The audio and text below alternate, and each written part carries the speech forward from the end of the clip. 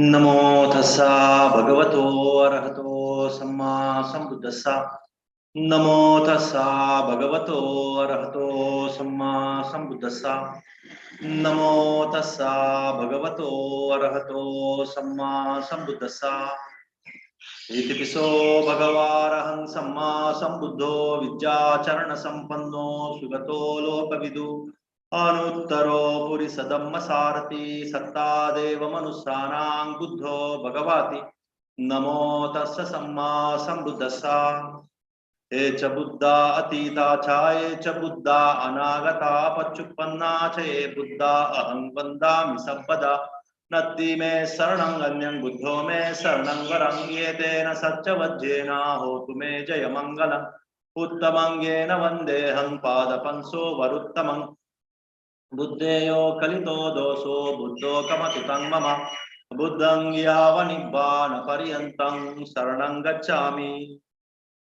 स्वाखातो भगवता धम्मो संदिटिको अकालिको एहिपस्सिको अपनायको पच्छत्तं वेदितव्यो विन्नोहीति। नमो तस्य नियानिकस्य धम्मस्य।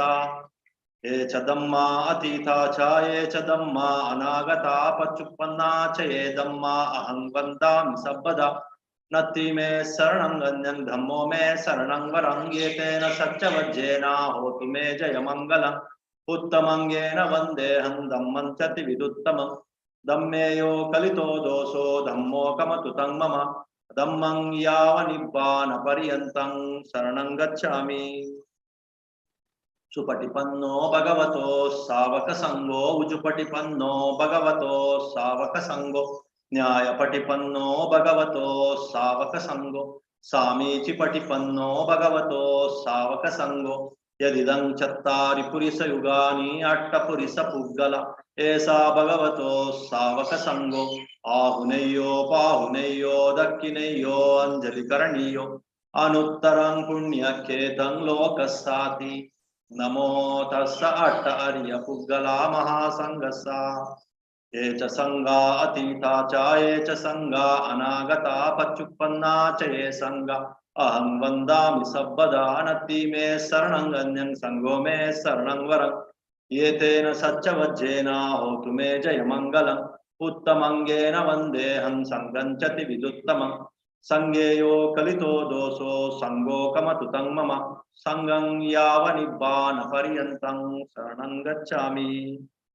विपट्टि पटिवाहाय सब्ब संपत्ति सिद्धिया सब्ब दुःखं विनाशाय सब्ब भयं विनाशाय सब्ब रोगं विनाशाय भवेदीगायुकदायक सब्ब लोकं हितत्ताय परित्तङ्कं वनामहे। समन्ता चक्रवालेषु यत्र गच्छन्तु देवता सद्धम्मं मुनिराजस्सा शृण्वन्तु सद्गमोक्तदम्। धम्मश्रवणकालो अयं वदन्ता धम्मश्रवणकालो अयं वदन्ता परितश्रवणकालो अयं वदन्ता। नमो तस्स भगवतो अरहतो सम्मा संबुद्धस्सा। अभूत बक्को भवति विप्पवुत्तो सकागरा बहूनं उपजीवन्ति योमित्तानं नदुपति। यं यं जनपदं याति निगमे राजधानियो सब्बत्ता पूजितो होति योमित्तानं नदुपति। नासचोरापसाहन्ति नातिमन्नेति कत्तियो सब्बे अमित्ते तरति योमित्तानं नदुपति। अकुद्धो सगरं येति सभाया पटिनन्दितो ज्ञातीनं उत्तमो होति योमित्तानं नदुपति। सक्कत्वा सक्कतो होति गरु होति सगारवो वण्णकित्तिबतो होति योमित्तानं नदुपति। पूजको लभते पूजं वन्दको पटिवन्दन यशो कित्तिं च पप्पोति योमित्तानं नदुपति। अज्ञीयतापज्जलति देवता वा विरोचति श्रिया अजहितो होति योमित्तानं नदुपति। गावो तस्सापजायन्ति केत्यवुत्तं दुहति उत्तानं फलमस्नाति योमित्तानं नदुपति। दरितो पब्बतातो वा रुक्कतो पतितो नरो च्युतो पठितं लभति योमित्तानं नदुपति। विरुल्लमूलसन्तानं निग्रोधमिव मालुतो अमित्तानपसाहन्ति योमित्तानं नदुपति। एतेन सच्चवज्जेन सोतिनो होतु सर्वदा। Etena Satchavajjena Hotuno Jayamangalam. Etena Satchavajjena Patuno Ratanatayam. Namo Tassa Bhagavato Arahato Samma Sambuddhassa. Sabityo Vivajjantu Sabbarogo Vinassatu. Mate Bhavatantarayo Sukhi Digayuko Bhava. Bhavatu Sabba Mangalam Rakkantu Sabba Devata. Sabba Buddhanubhavena Sabba Dhamma-Abhidhamma Sabba Sangha-Abhidhamma Sada Sotti Bhavantu Te. Imina Punyakam Hena Mame Bala Samagamo Satang Samagamo Hotu Yavanipana Pattiya Idang Me Punyakamang Asavakayang Vahang Hotu Sabba Dukka Pamuchatu Nibbana Sampacchayo Hotu. Sadhu, sadhu, sadhu. So, this today's chanting is about the friendship, about the mind full of friendliness.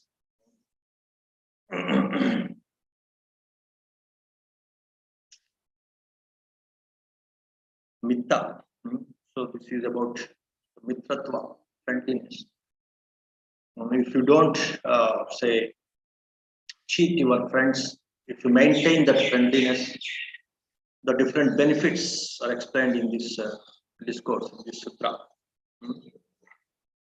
So, what are the different benefits? Of course, many of you are aware of this, but in the form of a discourse, in the form of verses, it's quite interesting.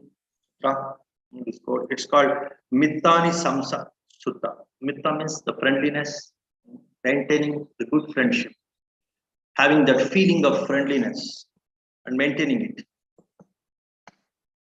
Anisamsa. Anisamsa means benefits. So if you maintain that friendliness and if you maintain friendship by following these different principles, different conditions, if you maintain these conditions and principles and say have that friendly feeling and sustain that friendship, then the different benefits that you go through, that's been explained in this discourse. So your livelihood becomes very, very congenial, very, very say balanced. You will not say fall into the ups and downs. You will maintain a sustainable livelihood, sustainable say financial or worldly achievements. You go with that sustainable progress, sustainable development with regard to your worldly say benefits that you can achieve when you have this mind full of friendliness. That is what is the meaning of this first verse. Then Anyang Janapadam Goti, in all places, wherever you go, whichever whether it's countryside or in cities or in different regions, different places, wherever you go, whether it is towns or cities, Sabbatta Pujito Bhoti. So everywhere you will be respected because your friendly feeling, your mind full of that friendliness, loving kindness, that Maitri Bhavana, such a person, he will be respected, he will be he will get good hospitality, he will be received well by the people, all kinds of people. One who develops this kind of good friendship and a feeling of friendliness always in his mind. Yo mittanang na dubati. One who will say maintain that bonding of friendship, that sweetness of friendship. One who will not cheat the friends. One who is not in a habit of cheating the friends. Such a person will be respected wherever he goes. Such a person, his upajivanti, his livelihood will be more sustainable. And the second point is, he will be respected wherever he goes. That is the second point that is mentioned here. So all kinds of misfortune or dangers you can avoid. So this Shora, like the thieves, even the thieves, you can be protected from the thieves and from Atimanyati Katyo, from the kings, from the rulers. So you will not be protected by, you will not be harassed by any of these, by the thieves or the from the inhospitable or hostile government or hostile rulers. So you will not be affected by them. And also your successors and relatives, they can't cheat you, they will not cheat you if you have this mind full of loving kindness and if you don't cheat your friends.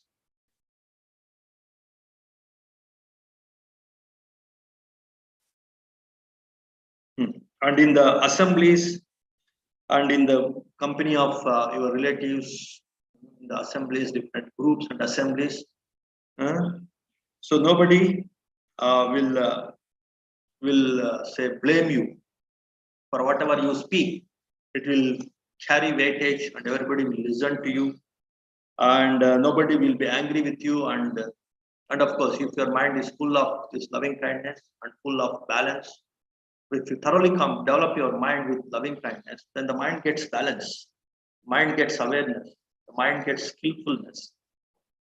So as I used to tell you in the different levels of meditation, if one faculty of the mind is properly, authoritatively, holistically, with a balanced approach, with the right view approach, if you develop, then all other faculties also will develop.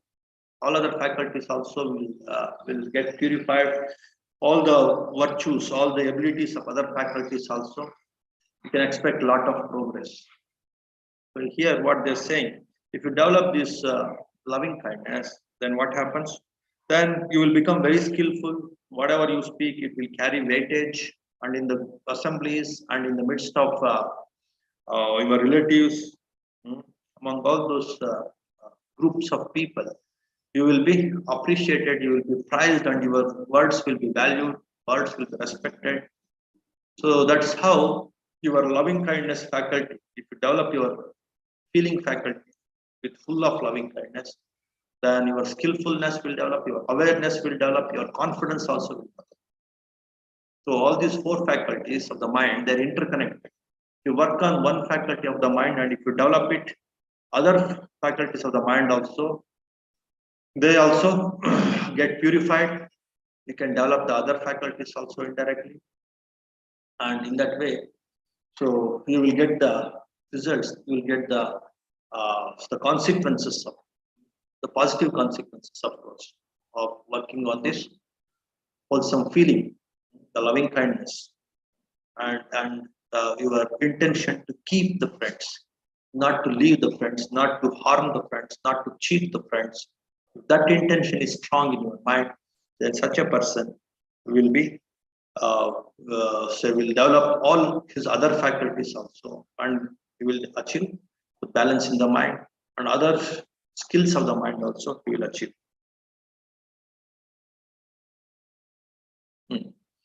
His health, his complexion, his name and fame, everything will spread in all directions. His name and fame, his health, his complexion, everything will develop, will progress, will achieve a lot of health benefits, will achieve a lot of say this popularity. Will become renowned with regard to his all other virtues that are associated with his loving kindness. So many virtues a person will develop that are associated with loving kindness, and because of these virtues, his name and fame, it will spread. He will become renowned in all directions. His popularity will spread in all the directions.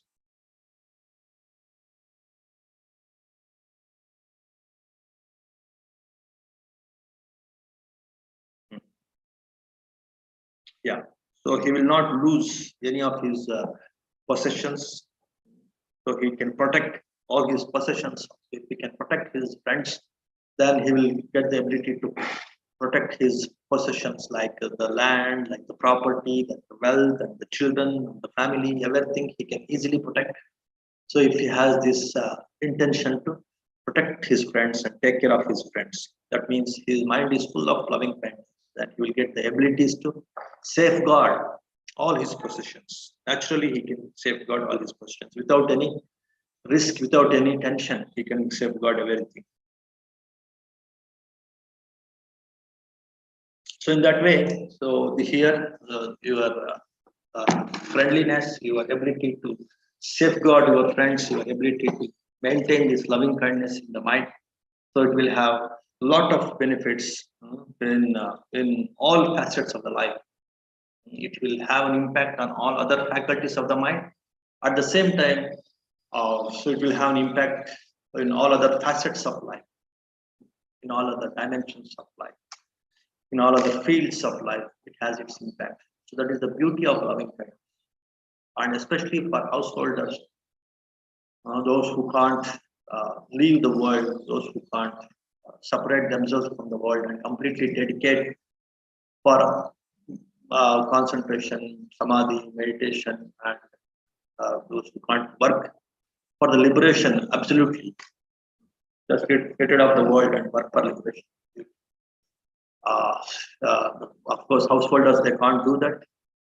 So, for householders, this ability to have this loving kindness, thoroughly understand the different dimensions of loving kindness and develop this loving kindness. So they can have all worldly achievements, all worldly benefits, in addition to so many, most of the spiritual benefits also, as it was discussed sometime back in many of our courses also. So one can reach the Brahma realms also. The Brahmic realms, the Brahma beings, they're full of this loving kindness. Their minds are full of this loving kindness.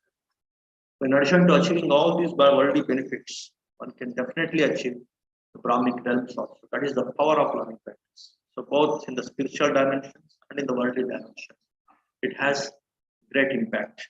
So that is what is the meaning or the benefits of this friendliness, ability to maintain the friendliness and maintain the relations, good friendly relation with everyone. That's a wonderful skill in that it's in business or in profession or family or in social life. That is very much required for, especially for the householders. So then we will see now. So in there is one chapter in the Dhamma-Pada. It's called Kodavagga, about the dangers of, about the disadvantages, dangers, and the problems of say this anger. How it will destroy from individuals' health and his welfare at all levels, personal level, family level, social, in all his social life, professional life, how everything will be destroyed, how everything will be affected with this anger, which is opposite to loving kindness, and also how it will have an impact on the society, on the nation, on the country, on the entire world, even the great world wars. They start from the mind. They start from one's own anger.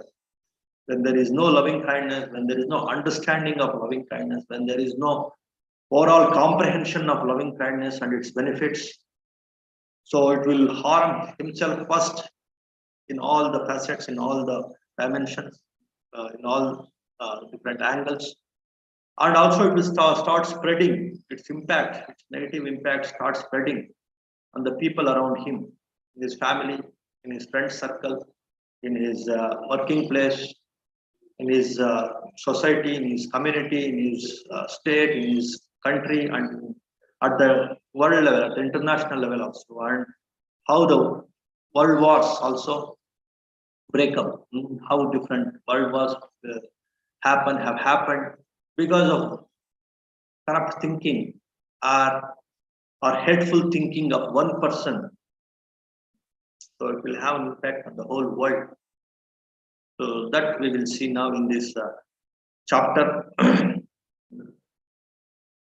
Of course, a few verses we'll see. We can't see all the verses, and also we'll try to understand and comprehend about the power of loving kindness and about the negative power, negative influence of the so-called anger, the so-called ill will, the so-called jealousy, the so-called possessiveness, selfishness. So how these things are related to anger, how these things are related to the hateful mind, possessiveness, jealousy, stinginess, selfishness, and how these things corrupt from the individual or the individual level to the whole world level. Those things we will see in this chapter now today. So the first verse is, one should give up anger, renounce pride, and overcome all fetters. Suffering never befalls him who clings not to mind and body and is detached. So, having this a very strong attachment to what is called my body, my mind, my intelligence, my goodness. So this self-view, the view about oneself, it's called personality view. If it is very strong, then automatically you have to go through this anger and greed. The anger arises in the mind of the person who is so much attached to his self, his personality, his ego. So once a person is slowly understand the different expressions of the ego, like in the form of greed, in the form of possessiveness, in the form of intelligence ego, in the form of goodness ego, then what will happen? His anger also will develop, his pride and all other fetters also will develop. But the anger will develop because of attachment only. The more and more you're attached to your idea of body, idea of mind, idea of self, idea of ego. And this idea of ego, again, it will be expressed in the form of intelligence ego. I am good ego, I am perfect ego, I am intelligent ego. So this kind of I am a great ego, or I am very powerful, physically powerful, mentally powerful. So that kind of attachments, those things lead to anger. If one can understand these attachments, how they're related to the anger, then he can easily control the anger. That's what is the meaning of this verse. He who checks rising anger as a charioteer checks a rolling chariot. Him I call a true charioteer. Others only hold the reins. He is giving a simile of a charioteer, good charioteer. A good charioteer, he controls the chariot very skillfully, like say a good driver or a good pilot. He controls, he balances the vehicle, he maneuvers wherever it has to be very skillfully. So in the same way, the mind also. So like one like one vehicle, it has to be controlled properly, where it has to be speeden up, where it has to where one has to reduce the speed, and so where he has to maneuver, where he has to take different turns, where there is traffic, one should slow down, one should handle the vehicle in a different way. When there is open road, then it has to handle the road in a different way. In the same way, whether it is chariot or a car or any vehicle, the same way the mind also has different obstacles, different challenges in handling the world. Mind has to go through different obstacles and challenges. So one should learn how to maneuver, how to handle, how to move his mind with skillfulness.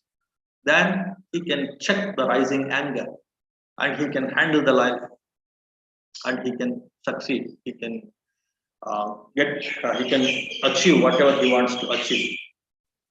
So of course, for that, you have learned so many techniques regard to, as I used to tell you, even how awareness will help you to control anger, how your good feelings like Metta, Karuna, Mudita, Upekha, how they will help you to control anger, how your confidence levels, your focus, your goals in the life, and enthusiastic, energetic actions towards your goals, how it will help you to control your mind, control your the other defilements of the mind like anger, how the right view and the right discretion and right knowledge will help you to control the anger and handle the life more skillfully, that you have learned. So one should make use of all these skills, all these techniques, to control the anger and to lead the life more peacefully and more skillfully, more efficiently. So that is the point here. Overcome the angry by non-anger, overcome the anger by non-anger, overcome the wicked by goodness, overcome the miserliness by generosity, overcome the liar by truth. Okay. Overcome the angry person. Yeah, in that way, the verse is actually being explained. Overcome the angry by non-anger. Angry person. Here, angry means angry person. Overcome the angry person by non-anger. So, so hatred cannot be appeased by hatred. Only non-hatred only can appease, can calm down the hatred. That is the law eternal. That's what Buddha says in another verse. Hatred can be controlled, hatred can be handled, hatred can be fixed only by non-hatred. Hatred cannot be fixed by hatred. This is the law eternal. This is the eternal law. There is no other shortcut for this. There is no other an eye for an eye. That's one say barbaric way of handling the life. As some wise people say, an eye for an eye. If you have that policy, then everybody will become blind. So tit for tat is not always the right policy.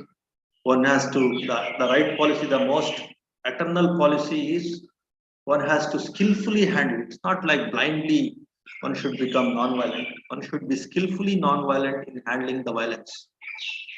That's what is the message here.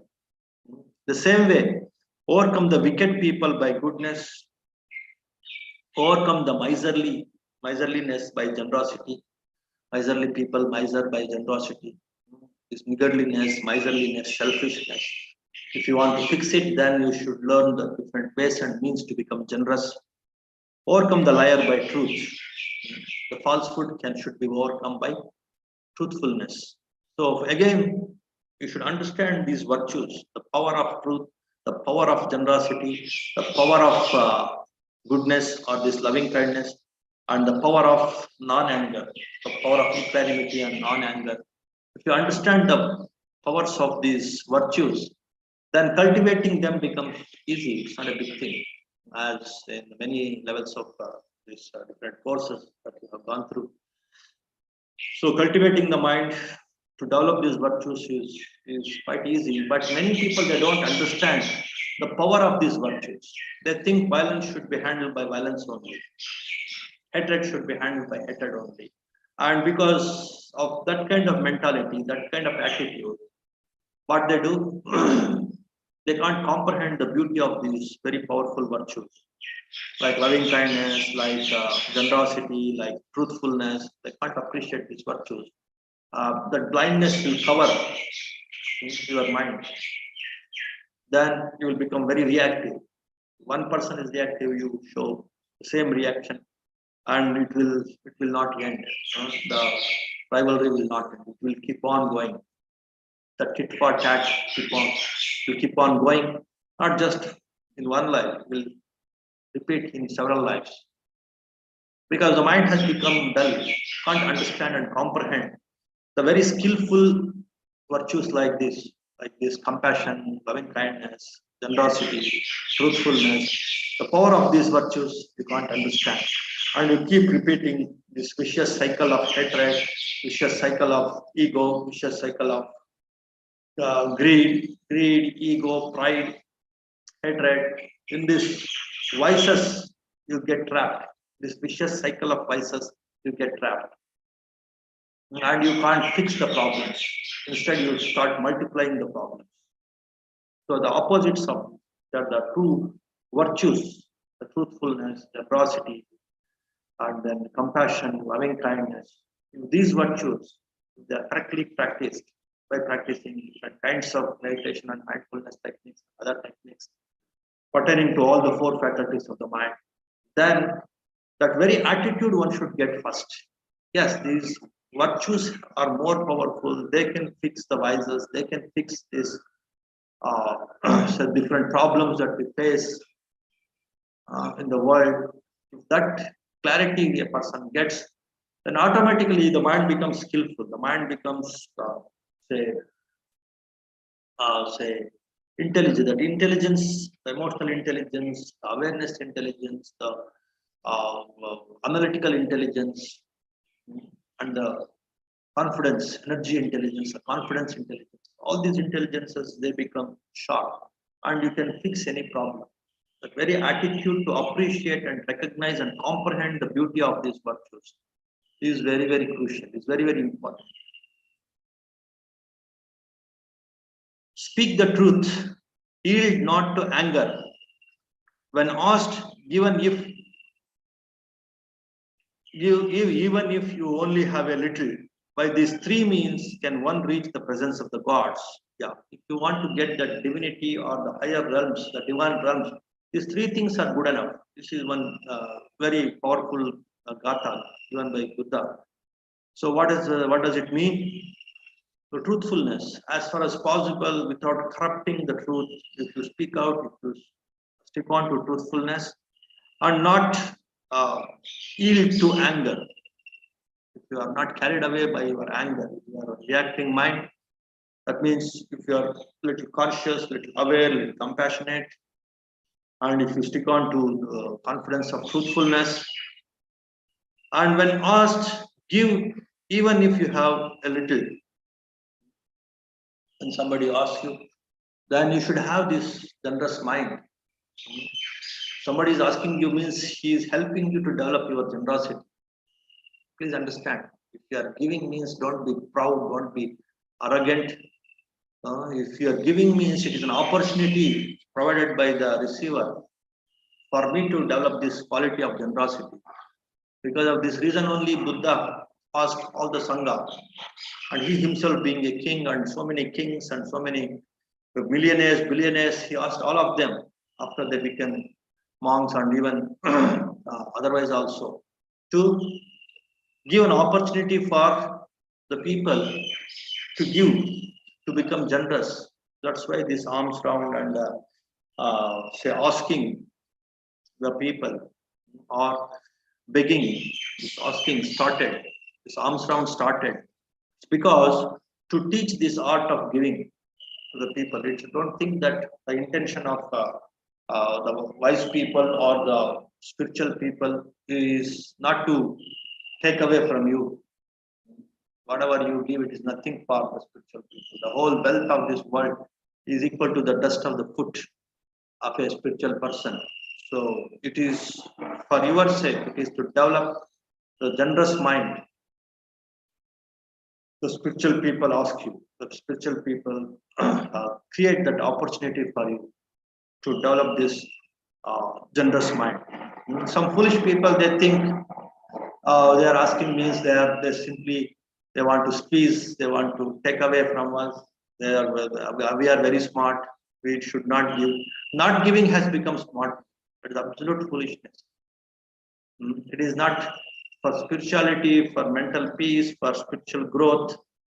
Like in a market mind, you should not keep that market mind. In the market mind, always you think of getting best, getting more, giving less and getting more. That is the mind of, that's how the mind works in the market. But in spirituality, to get the real peace, the true happiness, and the spiritual growth you are expecting, then this is the condition. Your ability, how best I can give, with what mind, with the complete joyful mind, whether I can give or not. That will determine your spiritual progress. To create that condition only, the wise spiritual people, they ask you, they encourage you to give. So that's what he is Buddha doing here in this Gatha. He is encouraging people. When somebody asks you, then though you are having very little, you should have been a position to give at least something. If somebody asks said some say 1 lakh, then you should be a position to give at least 100 rupees. Or food, let us say, if somebody asks, says full one meal, let us say, you should be in a position to give at least one morsel of food. Buddha also says, if you know as much as I know about sharing, then you don't take even one morsel of food without giving to others. Before eating, you give some food to a little food and water even to the birds. If you don't get any other human beings, at least give something to somebody or some animals or some anybody who is around you. Give something and then you eat, then you see the beauty, then you see the joy in that giving. So in that way, give even if you have a little when somebody asks you. By these three things, by these three means, can one reach the presence of the gods? So one will get the divinity when one cultivates these three habits, three virtues. This generous mind, this non-anger mind, and truthfulness. These three things are cultivated bit by bit. Overnight, you can't become absolutely a truthful person, absolutely a non-violent person, absolutely a generous person. But bit by bit, if you practice, then definitely you will get the divine realms. You will reach the presence of the gods. Those sages who are inoffensive and ever restrained in body go to the deathless state where, having done, they grieve no more. Again, to cultivate loving kindness, to cultivate non-anger, to cultivate skillful truthfulness, to cultivate generosity also, one should have patience. If you don't have patience, if you don't restrain your body, don't restrain your mind, and if you are inoffensive, if you are non-violent, if you are inoffensive, and if you cultivate these things bit by bit, he will go to the deathless state. These very good virtues are sufficient enough to become arhant, to reach nibbana. Without these basic virtues, whatever meditation you do, I have seen people sitting hours and hours, days, years, but inside lot of stinginess, lot of selfishness, lot of uh, say this cheating mind, no truthfulness, lot of anger deep inside burning them, lot of possessiveness, jealousy. Such people, however, whatever meditation they do, for years and years, it will not give fruits. Your virtues you have to develop. Your punya kriyas you have to develop. You have to develop the parmis. Without creating these conditions, the form of parmis, punya kriyas, virtues, you can't achieve in meditation. It is simply waste of time. It is simply torture. You are torturing and you are wasting the time. If you don't create this congeniality in the mind to progress further in the meditation. So without creating these proper virtues, without developing these proper virtues and creating the proper conditions, your meditation will not fructify, will not give results. So all the true sages, they work on these punya kriyas. They work on developing these virtues.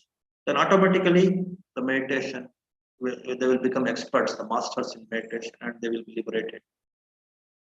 So in that way, Buddha is highlighting these great virtues, the great qualities that we can call them as punya kriyas, parmis also. Truthfulness, generosity, then this non-violence mind or non-anger or loving kindness mind. These three things always keep in mind. Based on these three things only, all other punya kriyas, all other virtues are dependent. So once you develop these things, then automatically your meditation will become, more effective, and then one can reach the deathless also. That means the nibbana also. That is the assurance given by Buddha here. Those who are ever vigilant, who discipline themselves day and night, and are ever intent upon nibbana, their defilements fade away. This is one more thing. If you have the goal of Nibbana, as I used to highlight in many of my discourses, very purpose of human life is to have this goal of Nibbana. It percolates your psyche, your subconscious. This is the purpose of human life. This is the very, reason why I have taken this human body. If that is the understanding in your mind about human life, about the purpose of human life, that means my goal is liberation. That powerful goal with powerful intention, if it is very clear in your mind, then that is good enough to come out of all the different vices, and uh, you will become vigilant if this purpose becomes more and more strong in your mind, and then you can, and all the defilements in your mind will fade away. All the negativities, all the cancers, all the defilements in your mind will fade away. If you have this very firm, very consistent, very clear goal, that is the liberation.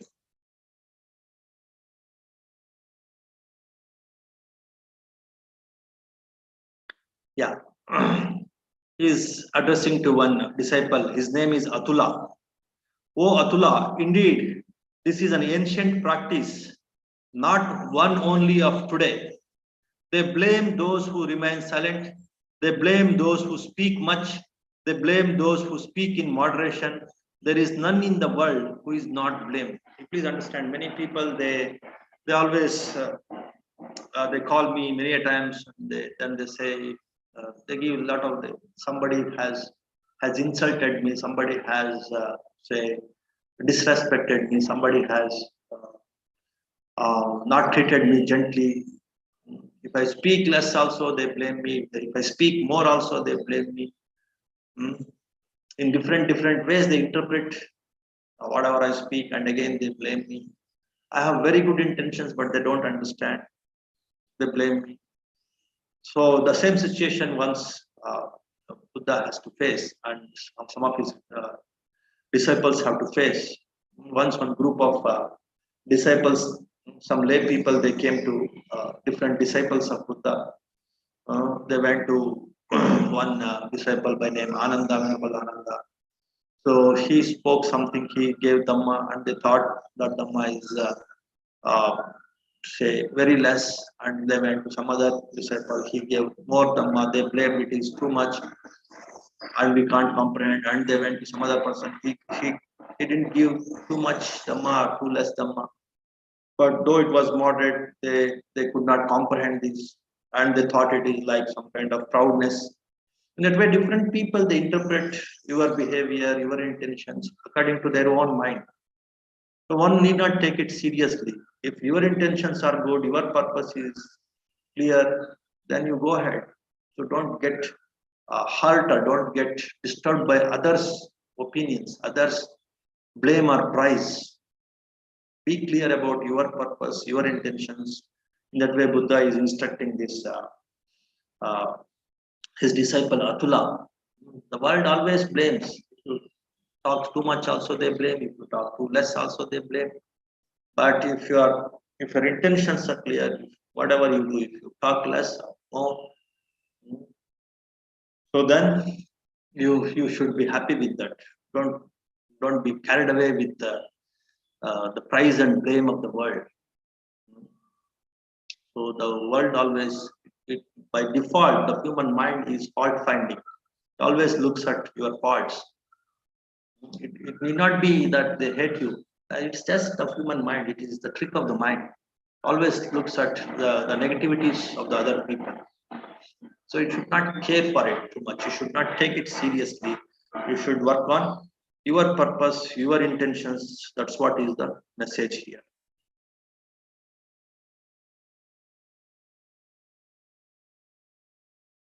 There never was, there never will be, nor is there now a person who is wholly blamed or wholly prized. Yeah, this is also an important thing you should understand. Even the Buddhas, so many people, they blame them. There's some supremely enlightened Buddhas. Also, they were blamed by so many people. So completely I am prized in this life. Nobody can climb like that. I am completely blamed. Nobody can say like that. One has to go through this phase, these two phases in the life. Everyone has to go through. Whether he is the foolest of the fool, the wisest of the wise, the cruelest of the cruel, the best of the best. So everyone has to go through these upheavals, these ups and downs. Sometimes they will be blamed, sometimes they will be prized. Some people will blame, some people will prize. So all this, actually always it goes almost 50-50.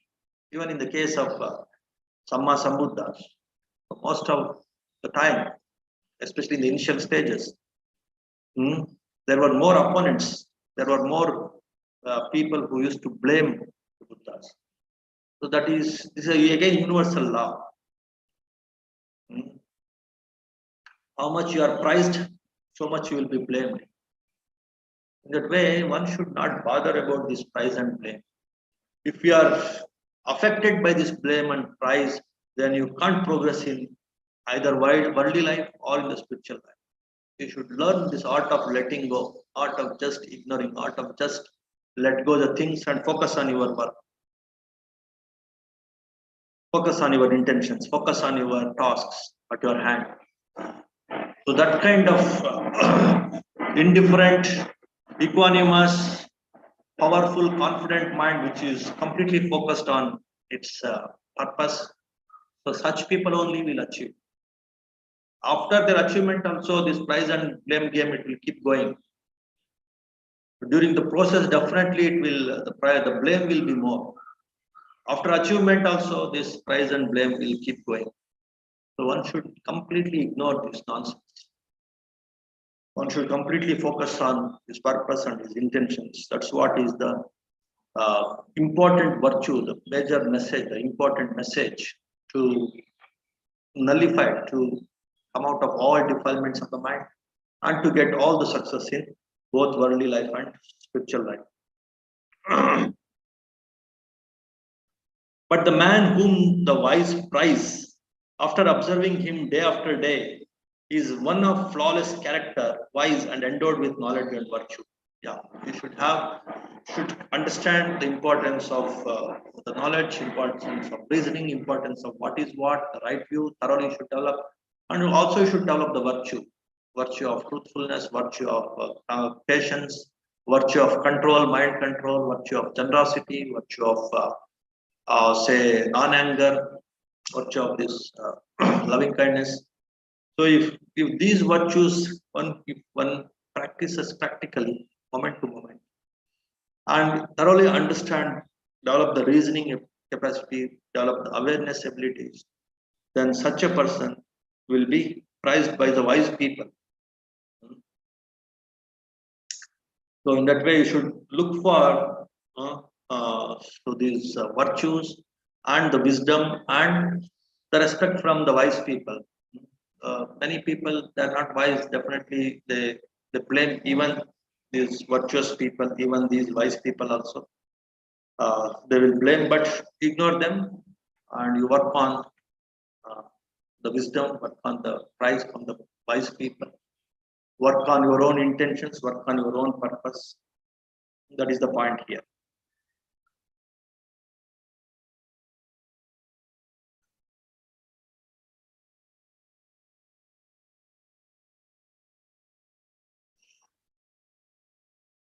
So in that way, working on one's own mind is important, not only for that particular individual, it will have an impact on his surroundings, on the people around him, whether it's family, whether it is his say office or workplace, or his community, among the relatives, or in assemblies, or in the entire country, if he is an influential person for the entire country.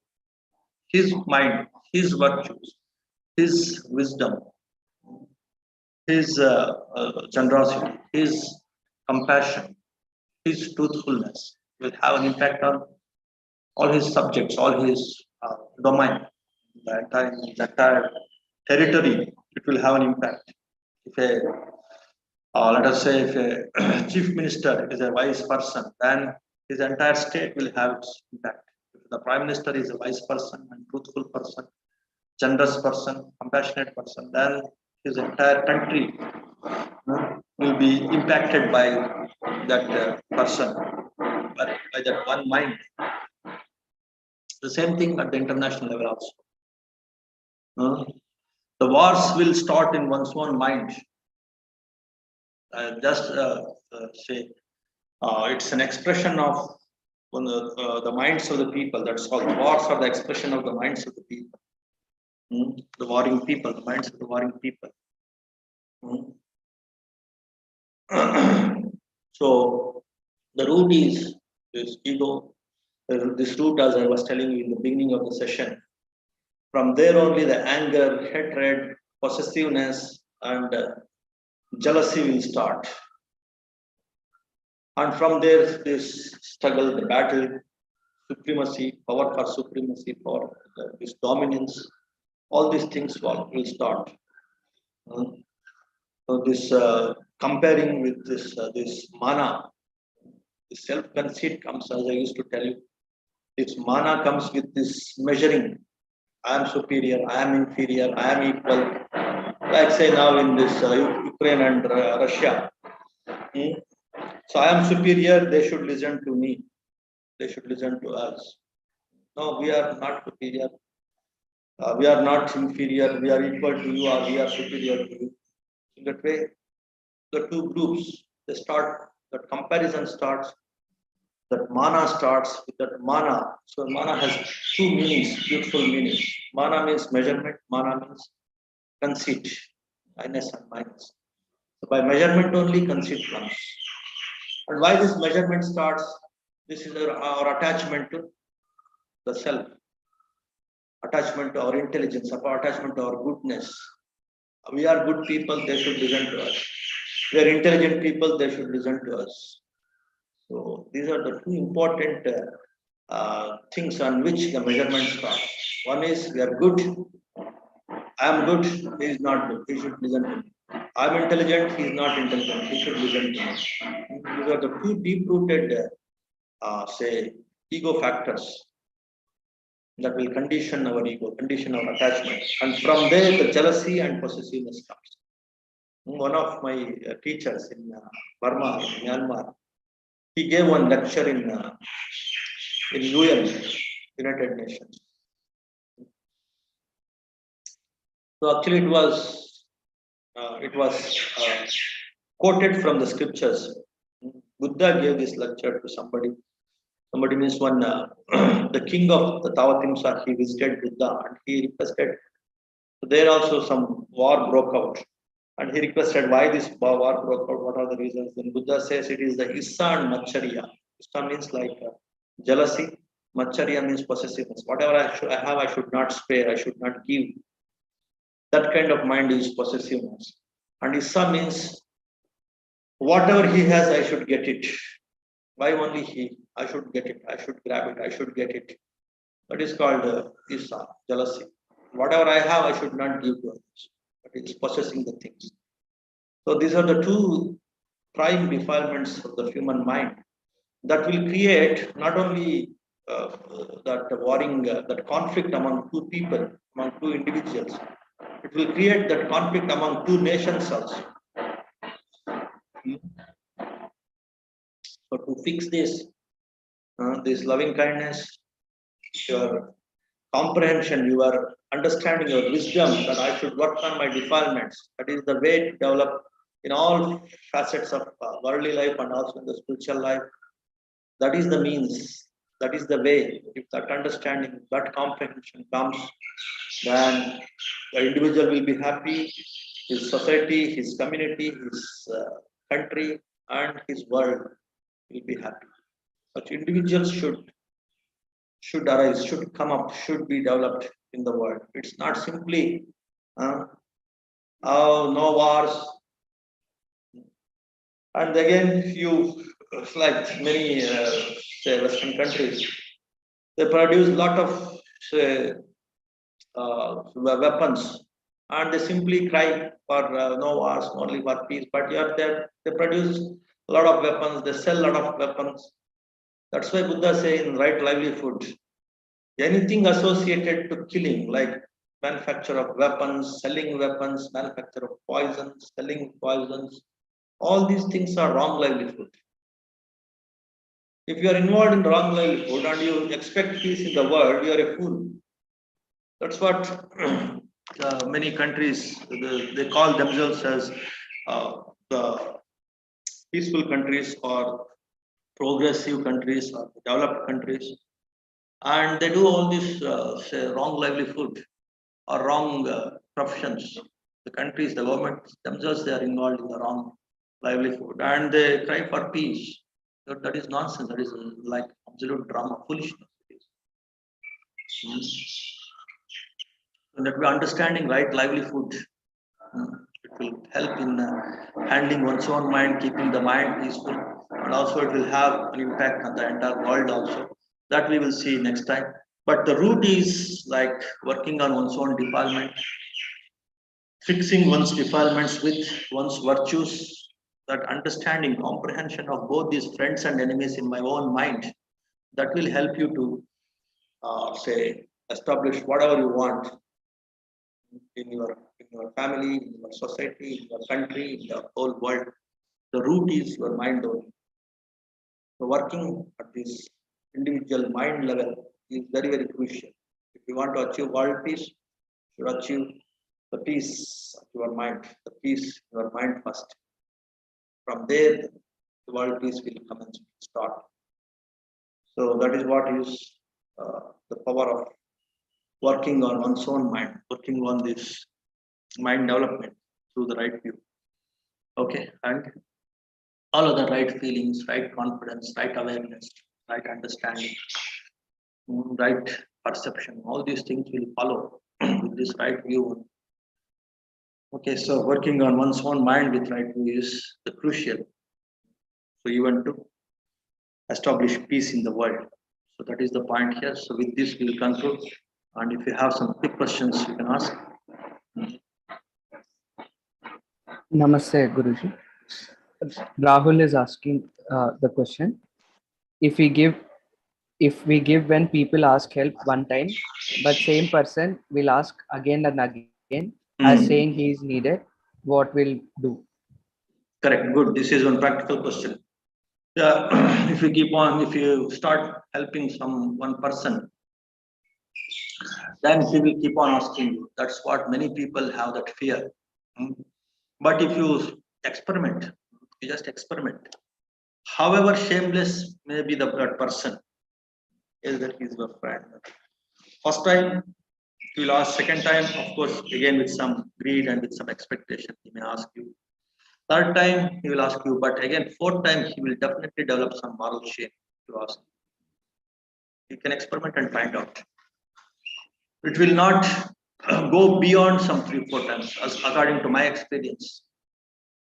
That is point number one. Point number two, as Buddha suggests here in this gatha, in one of the gathas that I mentioned. So be skillful also in your giving. So if you are giving something, see that you will not become a pauper, or you will not go astray, or you will not become, like say, a great loser. A part of whatever you have, by losing it, you will not feel any problem. You will not go. You will not fall into any kind of issues, problems. You give a little bit, a part of that. In the initial stage, as an experiment, you can give. As I was telling you the example, if you ask say some 10 times more than what your ability is, you just give 1/10 of it. That's all. And so these two things you remember when you want to practice this art of generosity, art of giving. What is that? Whatever is your ability. So according to that ability only, you start practicing this art of giving.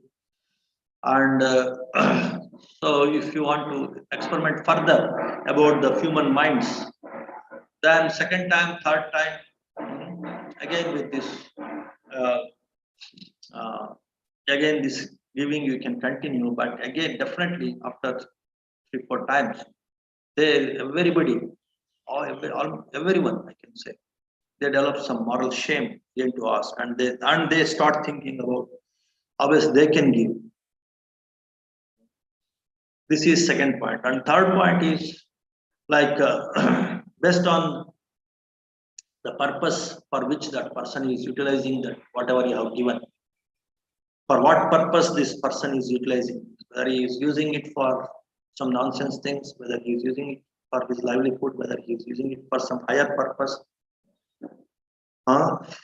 for some say for some organizations, or for some, so those who are having some higher purpose, some NGOs or spiritual organizations, religious organizations, for what reason they are using this, whether it is truly say useful to many people, whether he is using it for himself only, whether he is using it for some wrong things, whether that particular person or the organization, whether they're using it for some higher purpose. The purpose is higher, then the power of that giving is also higher. Then letting go, not worrying about, oh, I have given, why I have given, that kind of worrying, definitely it will stop, and you will get more and more joy. If the purpose for which that particular giving is utilized, if it is higher, then the satisfaction that you derive from giving is also higher. So in that way, one should, there is again, this generosity is again a great science and art. There's so many dimensions. How to give, whom to give, with what mind I should give, with for what purpose I should give, how repeatedly I should give, how much I should give. There are so many factors. It's again beautiful. Even though I am the renunciate, I am working on this giving. Before I eat, I share a bit with some people, some birds.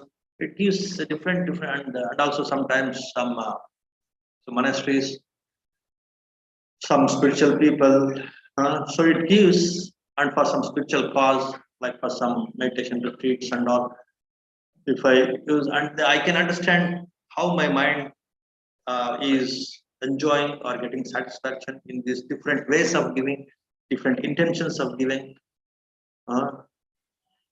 So in that way, one can of course experiment a little bit according to your time, according to your ability, according to your say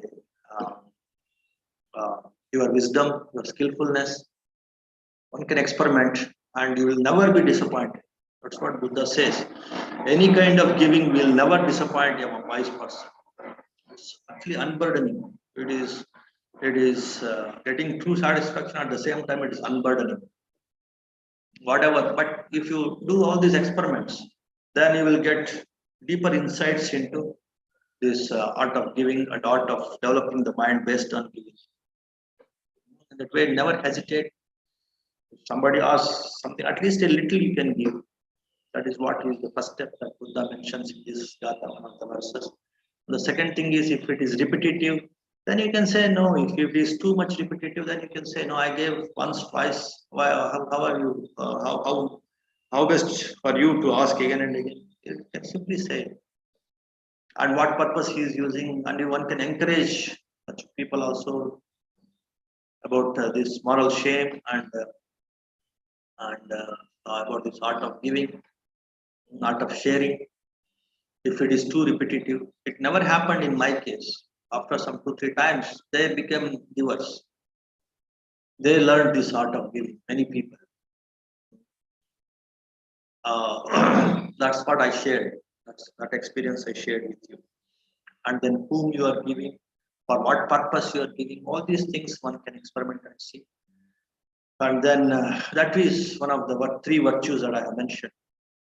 The other virtues, one can experiment in truthfulness, and the other virtue is one can experiment in developing this loving kindness and patience at different situations. Authoritative. If these 3 virtues, if you develop, very skillfully, very authoritatively, then definitely you progress in your meditation also. And definitely one will reach the divine realms, if not the Brahmic realms and the liberation. So even after this life also, you will definitely have a better, greater lives. One can experiment and see.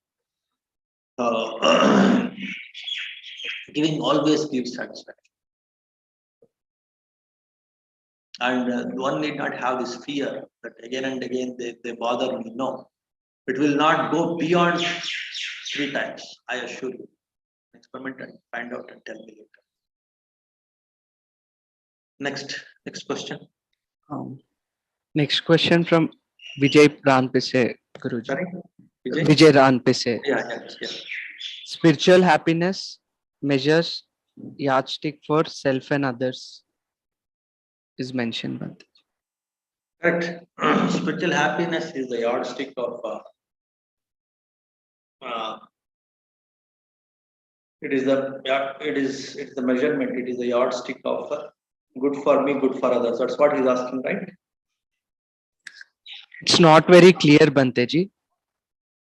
Yes, Banteji. Yes, of course. What is spiritual happiness? The happiness that you derive from these virtues. Or if you speak out truths, when some people are afraid of speaking out truth, in the midst of them, if you speak out truth and find out how much happiness you will get, how much inner happiness you will get. Forget about don't compare with others. If there is a situation where you feel like speaking lie, speaking falsehood to protect yourself or because of some ignorance, but with some confidence, if you speak out truth and you see how much joy you derive. Again, in some scriptures I have heard, I have seen, say one person he becomes so happy, so say that exclamation comes, oh, I speak out the truth and it gives me immense happiness. And once you develop this compassion, patience, and its outcome you just see in your mind how much happy you feel. And this generosity, once you learn this, when there is some difficulty, you give somebody and how much joy you derive more than the receiver, that you find out. So all these are spiritual values or the virtues. If you develop these things and whatever happiness that you derive by these spiritual values or virtues, that is what is spiritual happiness. That is more permanent, that is more pure, that is more that is more powerful on your mind, on your body, for your health, of course. My body means like health, both mental health and physical health, and also its repercussions in the next life. That is what is called punya. Whatever virtues you develop, whatever inner happiness you develop through these spiritual values, spiritual virtues, it will accumulate and it's called punya. And that punya will follow you even after the death. So in the next life also, it will help you to get a better place, better parents, better family, and better mind, better body. That will help you. And even that spiritual values are much more pure, much more refined, much more stronger. They become what is called not just punya, they become parmis. What is parmi? It's a much more powerful punya that will liberate you from this worldliness, that will take you towards nibbana. That is so powerful purity of the mind, so powerful punya of the mind. That is parmi. So even the parmis also these things only. Your truthfulness, your patience, anti parmi, aditthana parmi, your self-determination, your say truthfulness, sacha parmi, shila parmi, dana parmi, your generosity, your morality, your patience, your truthfulness, if they become so powerful and you derive a lot of joy, lot of inner happiness from these powerful virtues or values, then it will liberate your mind and it will take you to liberation, take you to nibbana. So this inner peace or this spiritual happiness is the key is the yardstick, as you said, correctly mentioned, to to grow in this mind purification, to get the authoritative happiness, the wholesome happiness, the permanent happiness in this life, in the subsequent lives, and also they are the basis for to get this ultimate happiness, ultimate peace and happiness, that is Nibbana. They are the foundation, they are the basis, they are the yardstick to get happiness here and now, to happiness in this life, to happiness in the subsequent lives, the happiness of Nibbana. So for all these things, the spiritual values and the happiness you derive from these spiritual values, this punya, this karma, all these are spiritual values. So that is the yardstick for your mind purification, mind liberation, to grow in, say, in the next lives also, in subsequent lives also. Both your physical conditions, worldly conditions, spiritual conditions are more congenial when you develop these punyas and parnis and spiritual values.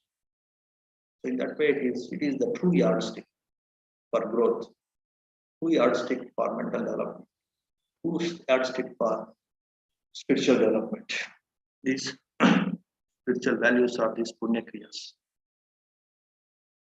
Okay, good. Next question. No more questions, Guruji. Okay, so we'll conclude. Yes, Guruji.